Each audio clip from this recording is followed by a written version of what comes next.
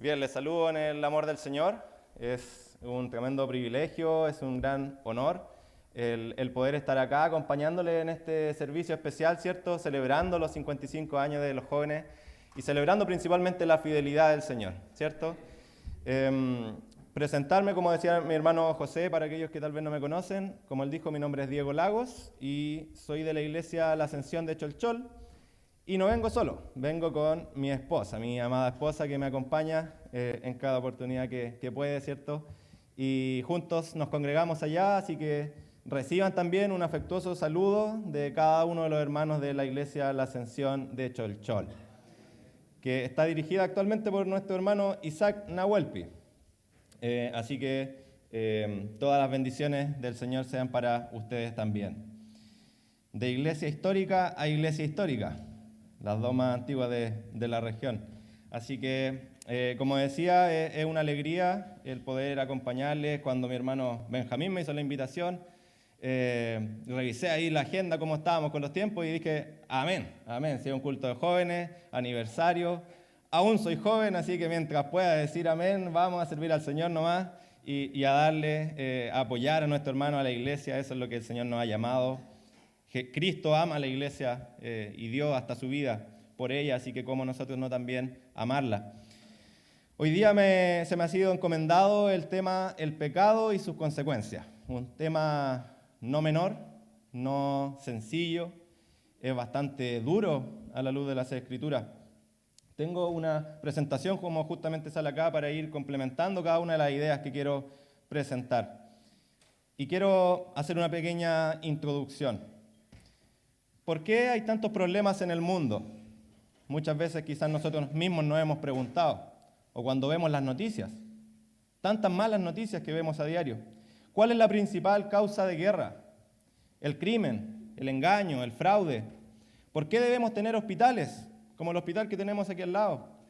¿Por qué debemos tener cárceles? ¿Por qué hay cementerios como el que también está aquí al lado? ¿Por qué la naturaleza nos golpea con terremotos, tsunamis, tornados, inundaciones? Todos estos problemas indican que algo anda mal en el corazón del hombre.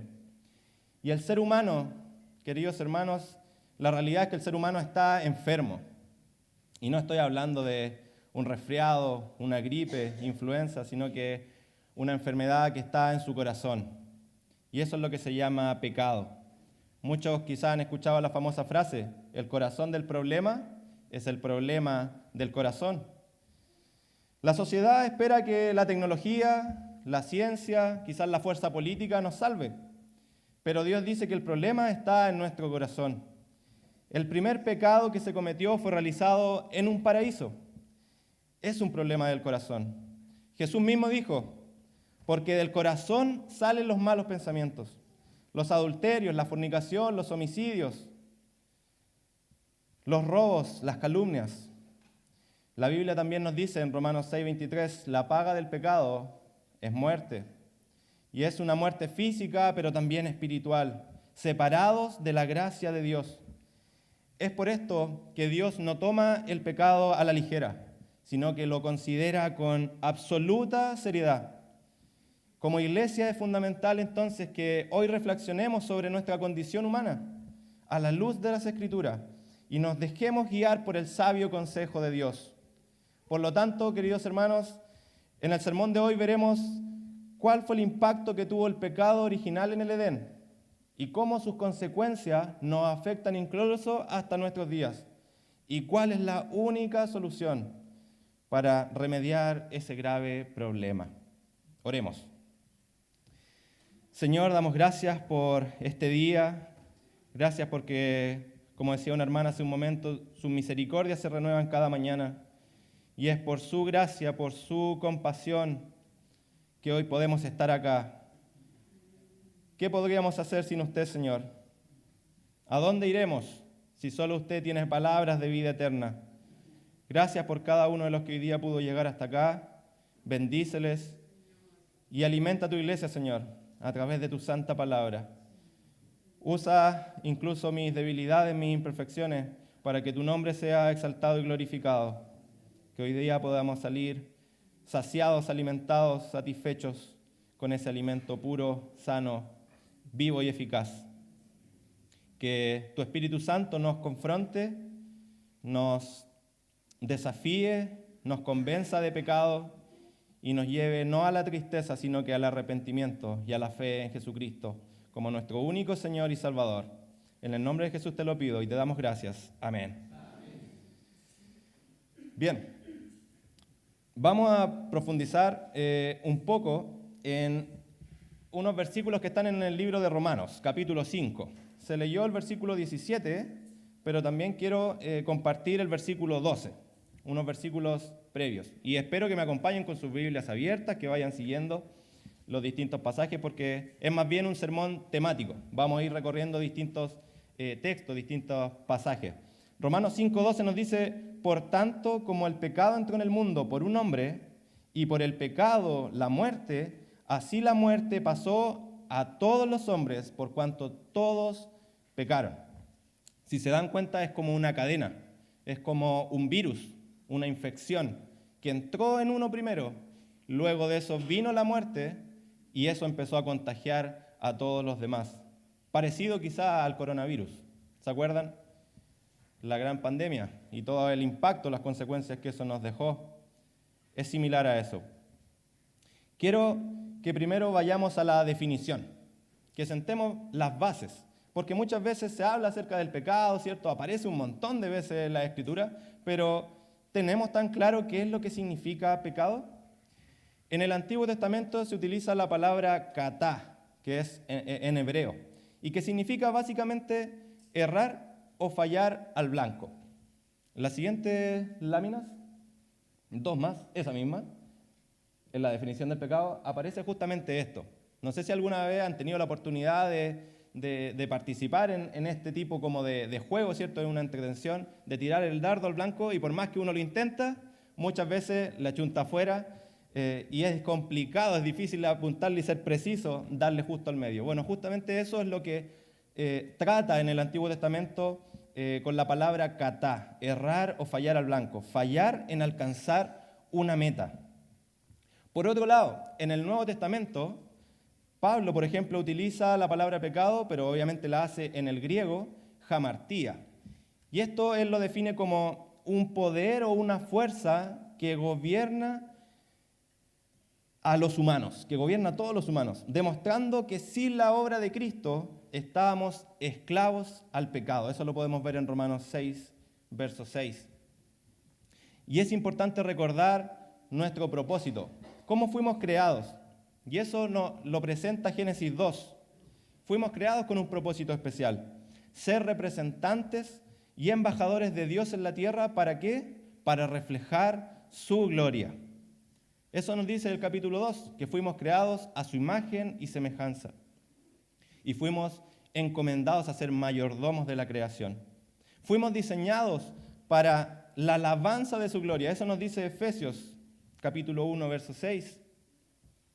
Dios nos ha dado la ley, entonces, su santa ley, que se resume de esta manera: amar a Dios y amar al prójimo. Y yo les pregunto, ¿alguno de ustedes ha cumplido a la perfección la ley de Dios? ¿Alguno podría decir que es intachable? ¿Que ha cumplido en todo momento los 10 mandamientos? ¿En todo momento ha amado a Dios y ha amado a las personas? Ninguno, ¿cierto? ¿Alguno ha cumplido acaso los requerimientos que se presentan en el Sermón del Monte? Ninguno. Ninguno podríamos decir que los hemos cumplido a la perfección. Por lo tanto, todos podemos estar claros y decir abiertamente que somos entonces pecadores ante Dios. Esa es nuestra condición. Esa es nuestra radiografía. Por cuanto todos pecaron y están destituidos, privados, excluidos de la gloria de Dios, como nos dice Romanos 3:23. Esa es la consecuencia principal, ese es el resultado de nuestro pecado. Veamos ahora el origen. Vamos a la siguiente lámina. El origen del pecado, donde se nos presenta cómo comenzó el pecado a reinar en el mundo. Y eso lo vemos claramente en Génesis 3. La serpiente, que era la más astuta entre los animales, dice el versículo 1, tentó a Eva. ¿Y cómo lo hizo? Distorsionando lo que Dios les había dicho, tanto a ella como a su esposo Adán, refutando la advertencia de Dios. ¿Dios qué les había dicho? De todos los árboles del huerto podrán comer su fruto, mas de uno no. De ese no pueden, porque cuando lo hagan, ciertamente morirán. Pero ¿qué hizo la serpiente? Distorsionó lo que Dios había dicho, y ella les dijo, no, no es cierto, no van a morir, no es tan así, no es tan grave, no le crean a Dios, créanme a mí. Y con esto, lo que hizo esta serpiente, que si nosotros vemos a lo largo de la Escritura refleja a Satanás, con esto sembró la duda en el corazón de Eva, dando luego paso al deseo de querer intencionalmente y voluntariamente desobedecer a Dios. Y este es el modus operandi que utiliza el pecado incluso hasta nuestros días. Esa es la manera en que nos lleva a nosotros, a través de la tentación, a pecar. Veamos cuáles son entonces las consecuencias del pecado. Y aquí vamos a profundizar un poco más. Vemos que el pecado del ser humano quebró relaciones con Dios. Y al establecer sus propias normas, se expuso a un destino incierto, inseguro y subjetivo. ¿Qué haría Dios al respecto? ¿Cómo debería reaccionar Dios al ver que el ser humano que había creado había decidido decirle en su cara, no te necesito, declaro mi independencia de ti? El juicio de Dios sobre el ser humano se materializó cuando el Padre entregó a Adán y a Eva al destino que ellos buscaban. El resto de la Biblia nos muestra las consecuencias catastróficas de esta ruptura. Como muchas veces lo digo, el pecado tuvo un impacto cósmico. Es uno de los pocos hitos, uno de los pocos eventos que aparecen en la Escritura que tienen un impacto tan grande como fue la llegada del pecado, porque afectó todo, literalmente todo. Y esto lo podemos resumir, porque hay muchas consecuencias y podría estar todo el día dando un listado enorme acerca de las consecuencias del pecado. Pero una de las maneras en que se puede resumir es a través de cómo se quebraron las relaciones entre el ser humano y Dios, el ser humano y el prójimo o consigo mismo, y el ser humano y la creación, su entorno. Entonces vamos a ir viendo cada una de estas relaciones quebradas. Partamos con la relación quebrada por Dios. Una de las consecuencias de eso es que vino condenación, juicio eterno. La primera consecuencia inmediata que hubo con Adán y Eva es que ellos fueron expulsados del Edén, expulsados del paraíso. Y esto es justamente una de las consecuencias que nos llega también a todos nosotros. Si no estamos con Dios, si no estamos con Cristo, entonces habrá condenación y juicio eterno.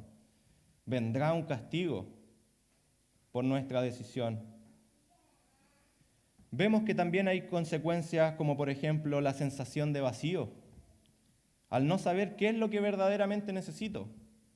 Si nosotros analizamos la sociedad, nos damos cuenta que muchas veces ocurre eso, gente tratando de llenar ese vacío con el dinero, con el trabajo, a través de la lujuria, de los vicios. Pero cada vez que se meten en eso e intentan llenar ese vacío, se dan cuenta de que nada los satisface. Se sienten todo el rato insatisfechos y van buscando por aquí y por allá y por aquí y por allá y nadie los satisface. Se sienten vacíos.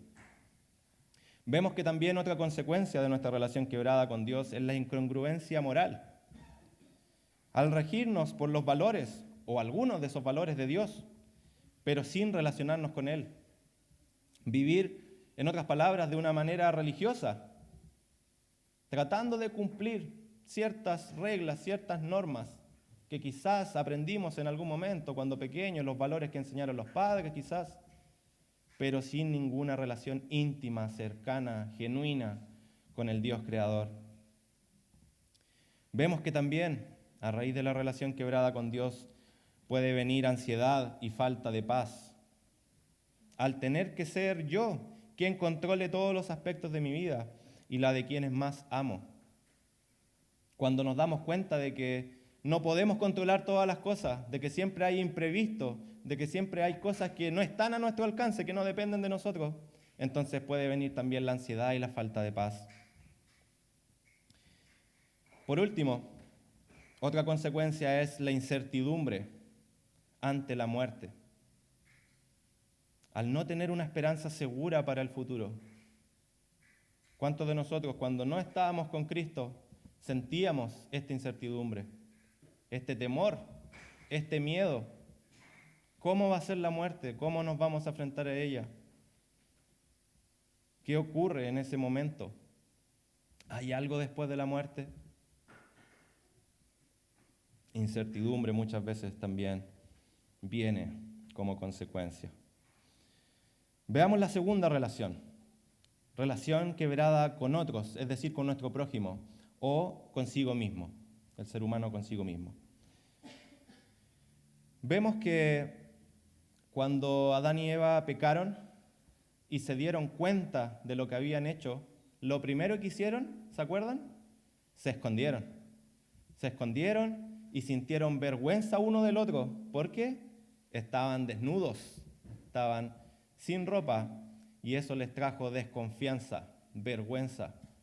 Dios en un inicio los había creado en plena armonía, para que ellos tuvieran plena confianza uno del otro, que no tuvieran nada que esconder, no ponerse caretas, máscaras, no ser hipócritas, sino confiadamente mostrarme tal cual soy.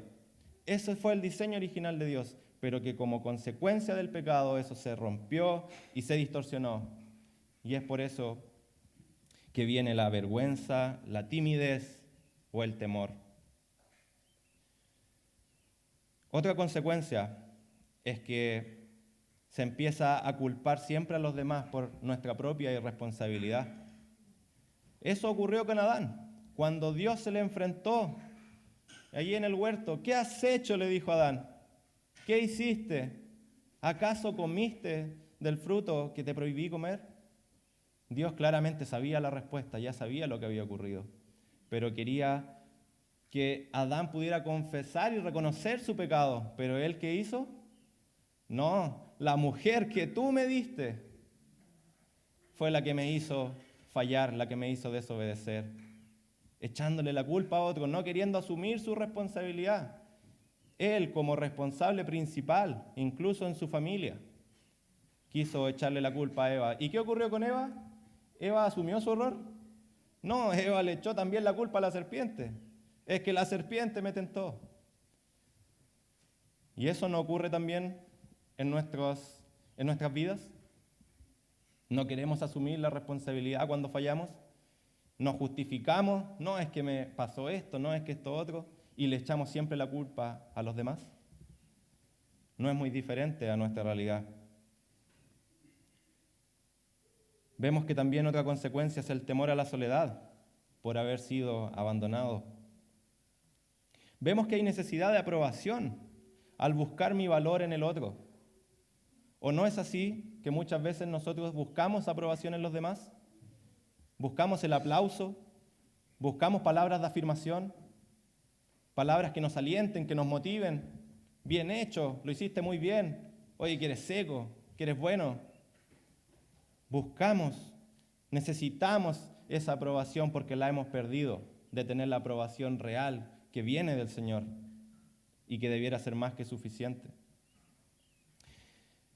Otra consecuencia es la incapacidad de amar a los demás por temor a ser rechazado.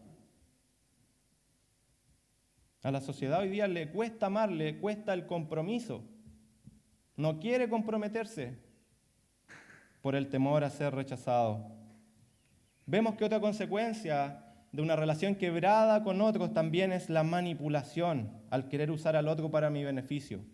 Eso lo podemos ver en un contexto familiar, en un contexto amoroso o incluso en el trabajo. ¿O no es así? Muchas veces los colegas, los trabajadores, queriendo alcanzar el éxito, pisoteando al de al lado, humillándolo, haciéndolo caer constantemente para ellos seguir escalando y subiendo, usándolo para su propio beneficio.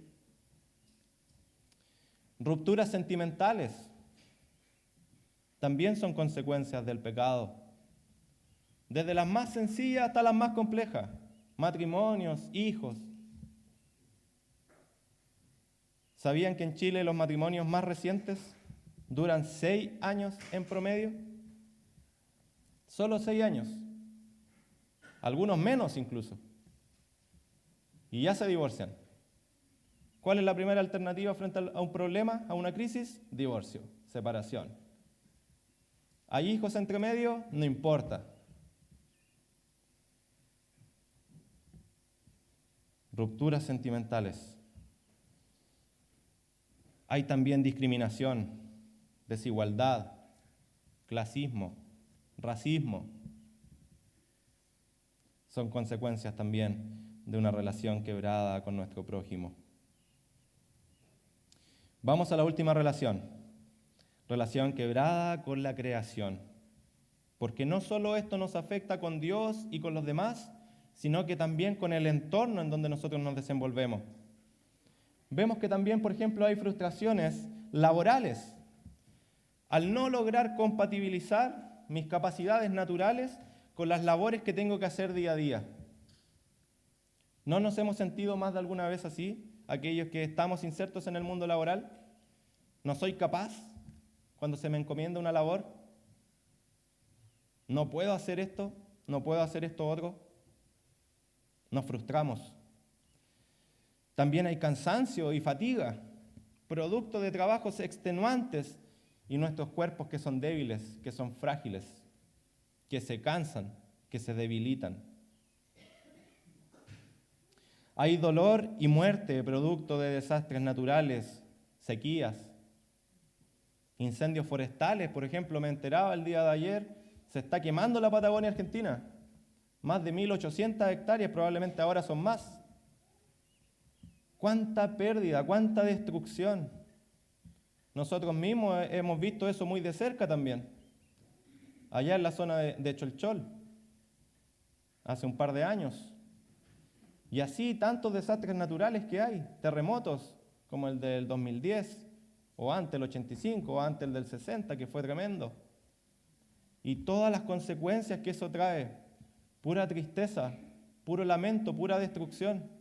No trae nada bueno. Eso es parte también de la relación quebrada con la creación.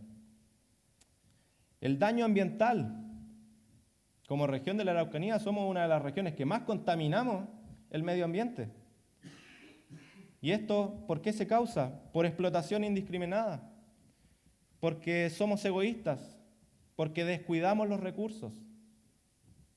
Lo que Dios nos había pedido en un inicio, que nosotros fuéramos buenos mayordomos, buenos administradores de la creación, de lo que Dios había diseñado y ejecutado, nosotros lo hemos desechado y ya no nos preocupamos. Nos da lo mismo si contaminamos.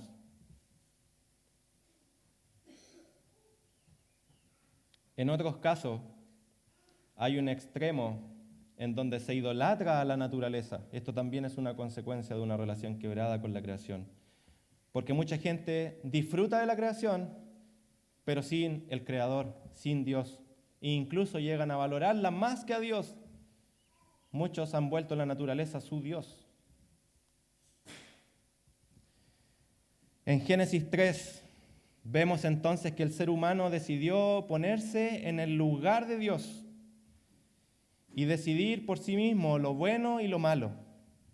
Las consecuencias de tal acción fueron devastadoras. Al quebrar la primera de sus relaciones, el ser humano se expuso a que el resto de ellas también se dañara. Era Dios quien había definido la manera de relacionarse tanto con Él como entre el prójimo y también con la creación. Por lo tanto, Al sacar a Dios del centro, al sacarlo de la ecuación, el resto del puzzle también se desordenó, dando origen al caos que vemos hasta nuestros días. Muchos creen que el juicio de Dios es algo para el futuro, es algo lejano. Pero hoy estamos aprendiendo que el juicio de Dios se hace evidente cada vez que nos enfrentamos, que nos encontramos con alguna de estas relaciones quebrantadas. Y frente a todo este panorama tan trágico, tan caótico y tan desalentador, nos preguntaremos entonces, ¿hay alguna manera de solucionar este grave problema? ¿Hay alguna manera de enmendarlo? ¿O simplemente nos vamos a quedar en la tristeza, en el sufrimiento por el caos que existe, en la desesperanza? Y no, la respuesta es que sí existe una solución. Dios ha provisto una alternativa, un camino para restaurar todas las cosas. Y esto lo hizo desde un inicio, prometiendo a un Redentor. Eso lo vemos en Génesis 3:15, el famoso versículo que es llamado también como el protoevangelio, en donde ocurre la primera promesa de Dios de que iba a venir un Salvador a través de la simiente de Eva, un descendiente, un hijo, que sería mordido en el talón por la serpiente, por el enemigo, por Satanás, pero este hijo victorioso aplastaría la cabeza de la serpiente y vendría a restaurar todos los estragos, todas las consecuencias que trajo la maldad, la rebelión del hombre. Y de esta manera entonces nos podemos conectar con Cristo, con Jesucristo nuestro Salvador, el Cordero de Dios que quita el pecado del mundo. A lo largo del Antiguo Testamento empieza entonces a ocurrir distintas historias, distintos relatos, y todas se basan en esta promesa, la venida de un hijo. ¿Será Noé? No. ¿Será Isaac? ¿Será Abraham? ¿Será Jacob? ¿Será David? ¿Será José? ¿Será Josué? ¿Será Samuel? Constantemente el pueblo estaba esperando que naciera este Redentor, pero una y otra vez fallaban, pecaban contra Dios. Pero llegó un momento en que la promesa se hizo real. Y el Hijo bendito, nació a través de María Virgen. Vino a este mundo, se hizo hombre. La promesa se cumplió. Todas las profecías del Antiguo Testamento que hablaban sobre la venida de este Salvador un día se hicieron realidad. Se cumplieron. Eso nos muestra Romanos 5, versículo 17, que fue leído al inicio. Pues si por la transgresión de uno, es decir, de Adán, reinó la muerte, muchos más reinarán en vida por uno solo, Jesucristo, los que reciben la abundancia de la gracia y del don de la justicia. El cristianismo afirma que el ser humano solo puede volver a tener una relación con Dios si acepta la obra que Jesús hizo por él en la cruz del Monte Calvario. Mientras toda religión, hermanos, nos llama a hacer sacrificios para agradar a Dios, Jesús nos llama de una manera diferente, nos llama a mirarlo a Él como el único camino posible para ser aceptados por el Padre a través del sacrificio que hizo en lugar nuestro. El Evangelio de Jesucristo es la buena noticia de que Dios, por medio de su Hijo, está dispuesto a perdonar al ser humano. Para poder presentar esta buena noticia, tuve que mencionarles la mala noticia, la exposición del pecado y todas las consecuencias que trajo. Por lo tanto, esta buena noticia que Dios nos tiene a cada uno de nosotros significa que Dios está dispuesto a sanarnos, a restaurarnos, a restaurar todas las consecuencias del ser humano. Todas estas relaciones que vimos que se quebraron, Dios quiere restaurarlas, quiere volverlas a su diseño original. La gran esperanza que hoy podemos tener, hermanos y hermanas, es que Jesús vivió una vida llena de tentaciones, pero sin pecado alguno. Él no pecó.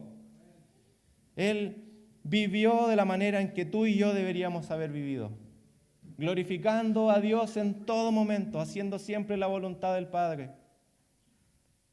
Mas cargó con el peso de nuestro pecado, de todas nuestras iniquidades. Fue a la cruz en nuestro lugar, lo que tú y yo merecíamos. Él lo hizo. Él pagó la deuda que no podíamos pagar por nuestros propios medios. Pero no solo quedó ahí en la cruz, muerto como un hombre más, sino que Dios lo resucitó al tercer día. Lo levantó entre los muertos, como señal de que el sacrificio fue aceptado. Cristo antes de morir dijo, tetelestai, consumado es, la deuda está pagada, cancelada. Y esa es la buena noticia que hoy día podemos recibir. Cristo pagó la deuda por ti.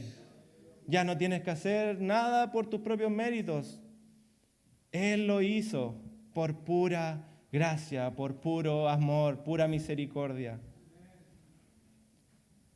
Nuestro pecado fue borrado para siempre. Y Él ascendió al cielo. Hoy está sentado a la diestra del Padre. Y hoy esperamos su regreso. Y cuando eso ocurra, hermanos, podremos regresar al paraíso de donde nunca deberíamos habernos apartado. Porque la paga del pecado es muerte, mas la dádiva de Dios es vida eterna en Cristo Jesús, Señor nuestro.